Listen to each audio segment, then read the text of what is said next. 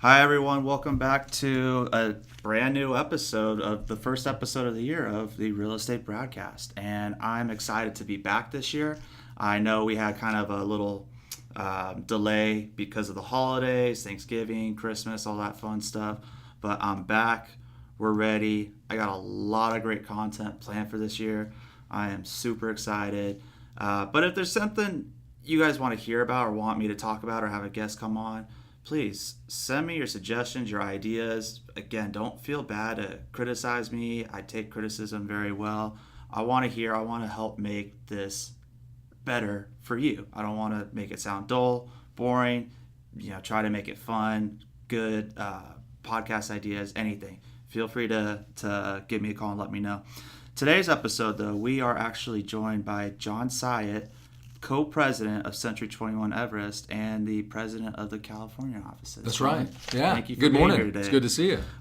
So, John, a lot of people may not know exactly who you are. You want to tell me a little bit more about yourself and how you kind of got into the Century 21 Everest company? Yeah. I mean, it's a long story, but we're going to make it short because of the limited time and the things we want to talk about. But I'm actually born and raised in Utah, originally a Utahn, but now officially a Californian. I moved out the first of the year. I've been out here at least part-time for the last 2.5 years, coming up on 3 years, but now a full-time resident. So live here now. Time flies. It's been almost 3 It years does. It's now. crazy. I know. So did I ever tell you the story how I found out, by the way, that you guys bought or partnered with Troop? Yeah. I was on a cruise ship. My dad called me. Oh, I was did on not a know cruise that. Ship. Yeah. I thought he was kidding me because he's joked with me before saying, "Hey, I'm on vacation. Hey, we're changing companies," and I'm like, "Dude, what are you talking about?" So he literally calls me, and he already had the pre-made cards. Oh, yeah. So he showed you the cards? The Century 21 Troop cards. And I'm just like, dude, are you kidding me? And I'm on the middle of the ocean out in the Gulf of Mexico, and it's only day 2 of the cruise, so I'm gone for another week. And that's how I find out that... Did you freak out? Be honest. I was just like, what the heck is going on? I had more questions. And of course, we're still limited on Wi-Fi and everything. But I've had no complaints. So that's how I found out. No, it's cool. Well, it's fun. I mean, it's been a great story. I actually ended up in real estate not by chance. It was kind of plan B. My original goal, at the age of 13, I decided I wanted to be an attorney. And I went to law school. I was on the fast track program, I tell people. That first year I went through and quickly failed out. They sent me a letter and said, you probably should consider something else if you average a D. So I went back home. I was in Alabama. I went to my first year of law school in Alabama, and then came back to Salt Lake and asked the question, well, what can I do where I can talk to people and earn a good income? And I settled on real estate.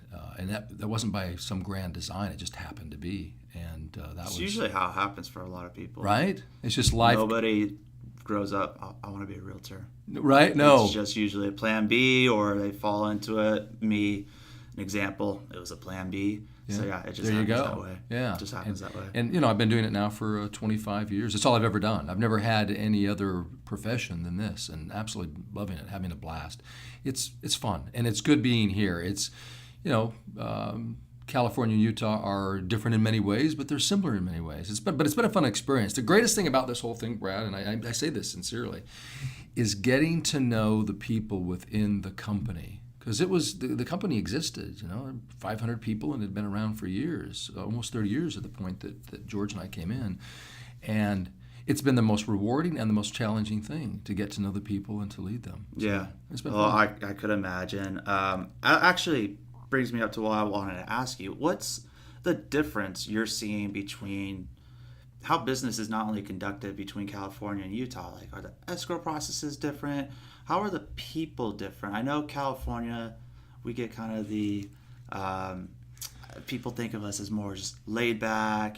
I'm cool, bro. Just let me do my thing. Are you seeing that? And what are the differences you're really noticing between the two states? Yeah, it's really interesting. In terms of the business, the process is, I would say, similar in many ways. I mean, there are contracts, forms, there's escrow, title, and mortgage and all that. Although in Utah, I guess a primary distinction would be that escrow and title are combined. That's not separate. So when you go to your escrow company, title is it's one-stop shopping. Whereas here, obviously, it's different. Mm-hmm. But otherwise, it's very similar. But really, I think to your question, I mean, are the people different? Is the experience in terms of dealing with the agents or the public different? And it was a question that was posed to me by a mentor of mine, a very successful man, a gentleman who's worth well over $100 million, very smart man, real estate developer, understands the business. And he asked me the question when he knew that we were coming out. He said, are you prepared to deal with the people in California? And I looked at him and I said, I'm not anticipating that they're going to be any different than the people in Utah or the people in New York or in Miami or Seattle in this way, that everybody has their wants, their needs, their desires, their hopes, their fears. We all suffer or enjoy the human condition, and it doesn't matter whether we're in Salt Lake City or in Simi Valley. We're all, human. And I have found that to be largely true. There are probably some things in terms of, the mentality in Utah versus California. Here's the thing I can tell you about Utahns. Utahns are do-it-yourselfers. So I don't know if you know the Flowbee. Do you know what a Flowbee is? No. Flowbee is a machine that actually allows somebody to give themselves a haircut. So you shave your head, you trim your hair, and it has a vacuum tube on it, and it sucks up the hair. Okay. So it's kind of like it's a do-it-yourselfer thing. That typifies a Utahn. Utahns are do-it-yourselfers. So the highest rate of for sale by owners in Utah, the highest per capita, start your own business MLMs. The MLM capital of the world, multi-level marketing capital of the world, is in Provo, Utah. So Utahns are very kind of do-it-yourselfers, whereas I find that here in California, we have a tendency to be willing to look to professionals and rely upon them. And that's certainly been a different experience. Well, that's kind of interesting that you just mentioned the for sale by owners. That really hasn't been a topic that we brought up yet. That was going to be something for later on down the road. Yeah. Why do you see so many people out there doing for sale by owners? And are they actually successful? It's very uncommon out here when you see them, and when you do see them, they usually don't sell. They sit for a while, and I feel kind of bad for the owners because you do, they don't get you? bombarded with agents constantly calling and going to their houses and asking for business. Well, but you and I also know this as well. I mean, statistically, 98% of for sale by owners that are put on the market are actually eventually listed and sold by a real estate agent. So very few, as a percentage, actually sell. Now, and the ones who generally sell for less than what market value is. They do, and there's a reason for that. I mean, look, you're a professional, I'm a professional. We're trained to be, number one, experts in the market to understand what home values are, because we see it every day. It's our business. But the other thing is this, that because we've been through many transactions in the process of getting the listing, right, or negotiating a sell or a purchase for a buyer, we get good at negotiating. It's one of our expertise to be able to negotiate, which translates for a seller into protecting their equity, trying to capture as much of that equity that they have in their home in the marketplace. And I think because you asked the question, what leads somebody to try to do a for sale by owner? Ultimately, it's is that they have the mentality that if they list it themselves and sell it themselves, that they're going to save money because they'll save the commission. The challenge with that is this, that in most cases, over 90% of the cases, that if the for sale by owner does end up selling it themselves, there's always an agent involved. And so it's going to be the buyer's agent. Well, the buyer's agent is going to require a commission because they don't work for free. So the truth is that they're immediately, the savings isn't 6% or 5%, it's half that amount. Then you deal with the challenge of that real estate agent really representing the buyer, not the seller. Yeah. And negotiating for the buyer's best interest, not the seller's. Correct. And I don't expect sellers to know this, understand this, but it's usually what leads them to try to do it themselves. And man, if there's anything that I can ever do to prevent somebody from doing that, I try, because you and I both know it's in their best interest to work with a professional. You wouldn't conduct brain surgery on yourself. You wouldn't represent yourself in court. I right? could try that machine that you said. Right. Maybe that would help. Yeah, the brain bee instead of the flow exactly. bee. So no, you wouldn't do that. So I just think it's people thinking that they're doing the right thing to protect their financial interests, and yet what we know that in most cases it ends up not happening that way. They leave money on the table. And I think the one thing you didn't mention for sellers though is liability. Huge. The state of California, I always joke with my clients, our purchase agreement's 10 pages, right? I don't know how big it is in Seattle, in Salt Lake. Yes, 6. 6 pages. Yeah. So when agents 40 years ago, it was 1 page. Yes. Escrow, how long the escrow period is, what's your down payment, and your price. That's it. That was it. And everything was presented in person. Now, I'm only told this. I haven't been around that long, but it's what I'm told. I hate to admit it, I can verify it. Oh, It's okay. true. All right. Well, at least we have someone that's been through it. Yeah. But the liability nowadays, I joke with the clients saying, yeah, everything that you see here is because someone has either been sued or has tried to sue. Yeah. And the liability as a seller, if you do not disclose stuff properly, you're in trouble. It's a huge lawsuit on your hands. And not only that, if you disclose, I don't want to say too much, but if you open a big can of worms, now you're going to put yourself in a bigger hole, and you may have to fork over more money than you originally anticipated. Yeah, you raise a very good point. The thing is that what we understand is what has to be disclosed, how it has to be disclosed, so it protects the seller's interests, and they don't take on any additional liability. Because California is a very litigious state, and people will very quickly attorney up if they need to. And sellers need to be aware of that, and buyers do as well. It's important that, you have representation that represents you in your best interest. So. No, 100%. So, question everybody has. Yeah. What's the market going to do within this next year? and what are your thoughts on where we're going? What do you see in the next year or two? Are we going to keep going up? Are we going to crash like we did, 12 years ago now? Time flies. Wow. Yeah. Well, I was still in high school. When it happened, so I didn't even care. I wasn't even. Good for you. Lucky for you. I wasn't. So, what are your thoughts on that? Kind of where we're going right now. Well, here's the thing that, first of all, because it's a great question, and I think the important thing for people who are looking to get in the market or get out of the market or make some sort of shift within the market in terms of the amount of money that they have invested.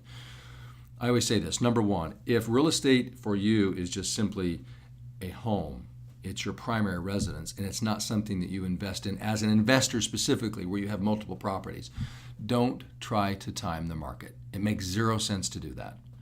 0 cents. Look, if the predictions and those who are so-called experts got it right every time, they wouldn't be sharing the information with us. They'd be keeping that information for themselves, timing the market, and making themselves billionaires. Yeah. That's not happening. So we can guess what's going to happen, but first and foremost, listen, if you're listening to this podcast, which, by the way, thanks for doing this. I think it's important for people to be educated. Like I was telling you earlier, it's something different. I enjoy it. I don't like being in front of a camera. Right. So for me, I could be me. Right. And I actually, when Mark and Darcy were here, it was kind of funny. I was joking with her. She didn't realize the podcast, it's just talking with people. So she got all done up, and I told her, no, there's no camera here. And she's like, dude, I could have came in my PJs for... I'm like, sorry, Darcy, I thought you knew. So it was pretty funny. Good news for me, because I'm not the most attractive guy, that people can imagine what I look like. And let me just tell you, I look like Clark Kent. So there you go. So Superman's sitting right across from me. Absolutely. So, the bottom line is, don't try to time the market, because if it's your personal residence, the fact is, it's something you're going to stay in for a long time. And you shouldn't take the decision based upon what's happening specifically in the market, but really specifically what's happening in life. Does it make sense? Did you just get married? I believe that everybody should own real estate because it is a great investment, but it doesn't have to be the only thing that you invest in. But if you're going to live somewhere, own it.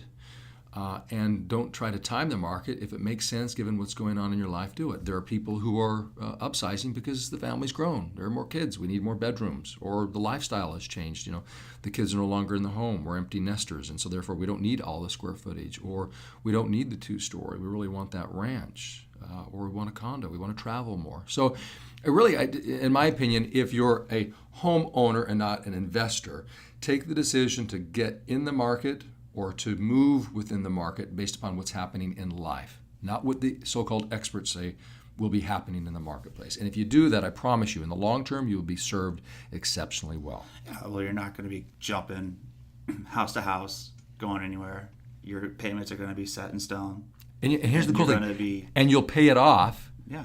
And at the end of a 20 to 30 year period, you will have an amazing asset that provides you comfort, safety, security, right, and a place where you can raise your family and spend time with your loved ones, your friends, and so forth. And what a great experience. We're very fortunate in this country to have the opportunity. And it's like you said too, you're building the equity of the money. So you're always going to have money in the house. Even if you need to pull some money out, it's there. It's there. It's there. It's building you money no matter what. Yeah. So having said that, what do you think we're going to see? Well, I think that we're going to see some things moderate. I think we're going to continue to see inventories increase, which is not a bad thing. There are really three types of markets. There is an emerging or growth market where things are going up. There's that's the only market I know. Okay. So for me, the adjustment, seeing it towards the end or the first part of the summer. Mm-hmm. When the market out here was really slowing down. Yeah. I assume it was doing the same in Utah at the time, or at least starting to. It starts to. We lag a little bit, and they do in terms of activity. The coastal states. Yeah, they coastal states really lead, and then the Everything middle part else kind of follows behind. Yep. But yeah, really started to notice it last year, and for me, actually, home sitting, having to talk to sellers about price adjustments. I mean, I could probably count on the number of times on my hand before this year I had to do a price reduction. That's just how the market's completely shifted. And now you're doing it every time, right? In most cases. It's happening. Yeah, it's really happening. So we have the markets where we see increases. We see the markets, where it's decreasing, and then we have the transitional market. The transitional market going from either the decreasing to increasing or the increasing to decreasing. And right now we're in a transitional market, which is not a bad thing. I think what we're transitioning into, and the so-called experts are saying this, that we're getting into, I guess, closer proximity to a normal market. We've seen rates of appreciation that have exceeded 5% over the last 4 years, which is higher than the historical average. We typically see around 3.5% on a national level. And they're expecting that we'll see appreciation of about 3%. So when people talk about the market slowing down and things, decreasing, it doesn't necessarily mean that prices are going to decrease. What it means is, at least in this case, that there will be a deceleration or a slowdown in appreciation. Okay? That, and it's taking longer. It is. It's taking longer. You got to start prepping to don't just be prepared to put your house up and have it sell in a couple weeks. Be prepared to have your house sell 30 to 60 days. That's right. Another 30 days in escrow. So you're looking at 60 to 90 days through the whole duration of the time. That's so right. Put it up today on January, what's today, the 10th? January 9. Yeah. Be prepared, possibly April 9. That's right. Is when you're officially out. Yeah, or longer. Because we're seeing, the trend is that the average days on market is increasing. So what does it really mean, though, for people in the marketplace, whether they're invested as investors or invested as a homeowner? Fundamentally, it's sound. It's good. We're not going to see anything like what happened over a decade ago. We're nowhere near that, for all sorts of reasons. There was pent-up demand over that decade where real estate activities were so depressed. Population continued to increase. People continue to get older. Empty nesters, want that lifestyle, but many people held off. First-time home buyers couldn't get into the market because the standards changed, and so you had to have savings as opposed to just signing a contract that said you'll pay off the loan. Yeah. So the standards changed, which meant that it created a lot of pent-up demand. And as the economy improved, and more importantly, the psychology of people within the marketplace, both buyers and sellers, improved, then we started to see the activity, people getting back into the market and buying and selling real estate at a higher level. People always buy and sell real estate, period, regardless of what's going on. In the Great Recession that we experienced over the those years from, say, 2006 to 2012, people still bought and sold real estate in the millions. It's going to happen. It's going to happen because life happens. Exactly. But what we're talking about is, shifts of 5, 10, 15, 20% in terms of activities and the impact that has. So bottom line is the market's going to moderate in 2019. Moderation means that we're going to see a deceleration of price appreciation. So sellers need to be aware of that. What homes were being listed for 6 months ago, they shouldn't have the expectation they can list at that. Homes always sell on average as a percentage less than what they were listed for, because we very rarely hit the mark exactly. It's difficult to do that because the market is a moving target. It's not static. It's constantly moving every single day. No buyer wants to pay quote unquote sticker price. They don't. Unless they really have to. I mean, you're still going to have the homes if they're priced right and if they're in good shape and condition. They're going to sell for asking, if not more. That's right. It's always going to happen. Yep. But regardless of the market. Now, today, it's just not happening at the rate that it was last year, 2 years ago, 3 years ago. You're spot on. So we have to adjust our expectations there. But is it a good time for sellers to sell? Yes, because we're still, in terms of pricing, we really have hit the mark where we were a decade ago. So it's, if you're thinking about making a move because it makes sense based upon what's going on in your life, now's the time to do it. If you're a buyer, does it make sense? Well, it does, right? Obviously, you have to qualify. The California Association of Realtors does a housing affordability index, and basically it tracks in the marketplace what percentage of households can afford to buy an entry-level home or greater. And in California, across the state, it's at 45%. So 45% of the households in the state can afford an entry-level home plus, which means that about 55% of people in the marketplace can't afford an entry-level home. So it speaks to affordability. One of the challenges we have in California is the cost of housing is so significant. Mm-hmm. That they're not building. That's it. We're not building new homes at the cost of it now, and obviously with what happened with the fires, a lot of the builders.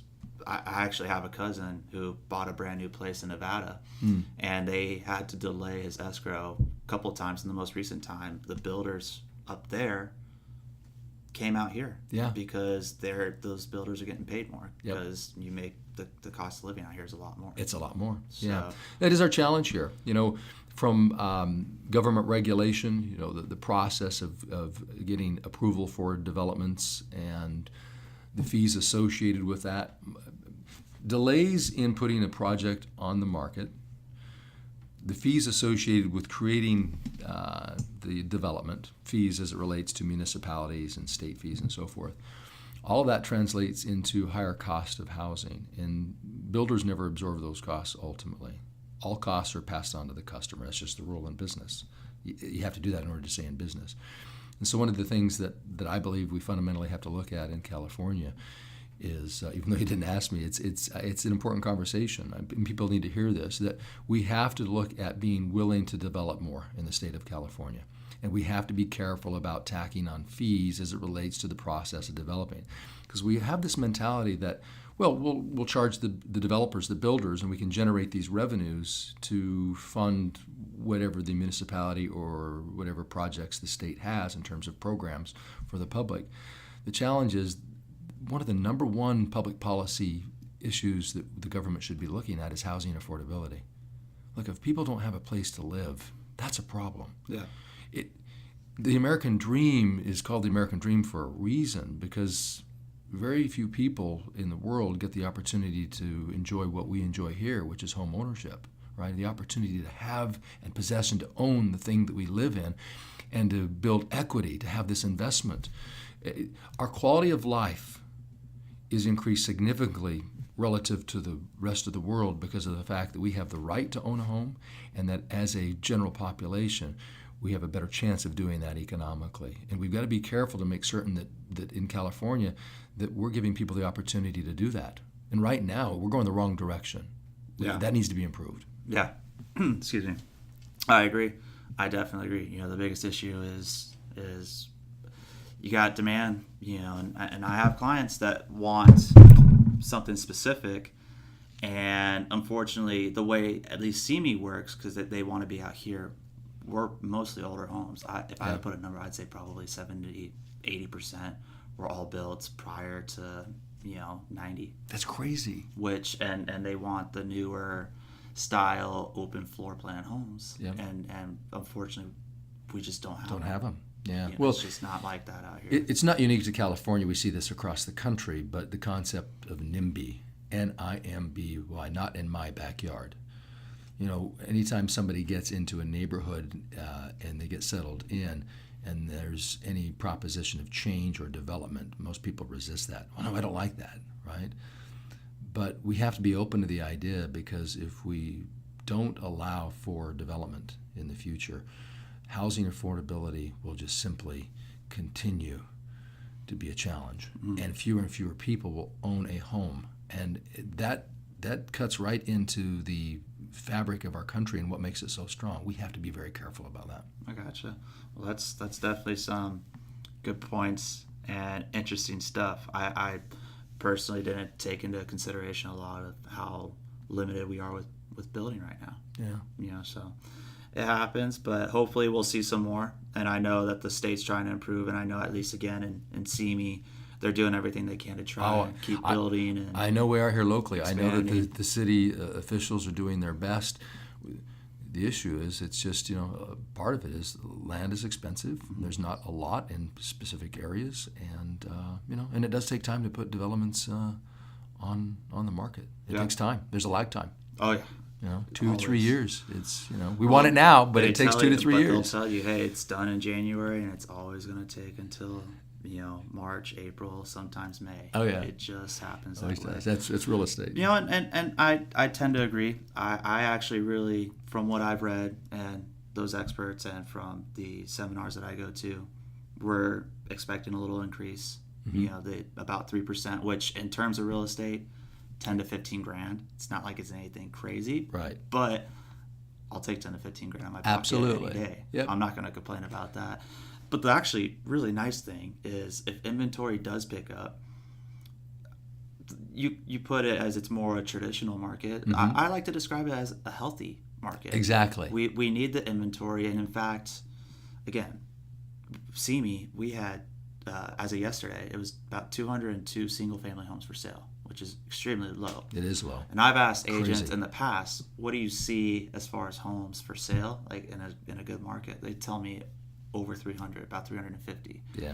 So inventory is still short, but rates just came back down.